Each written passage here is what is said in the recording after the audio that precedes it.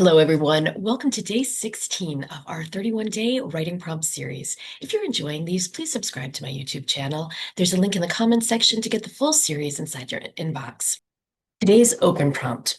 Write a scene in which a character is forced to confront a truth they have been avoiding. Explore their immediate thoughts, physical reactions, and the tension between denial and recognition.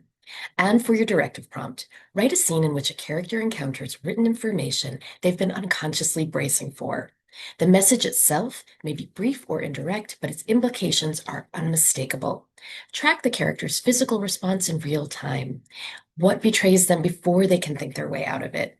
Allow the scene to unfold in a narrow window of time and end it at the precise moment the character makes a small but irreversible internal decision to engage with what they now know or to deliberately turn away. When you finish writing, let us know in the YouTube comments section. When your character learns an uncomfortable truth, do they move toward the action or do they avoid it? Happy writing, everyone. See you tomorrow.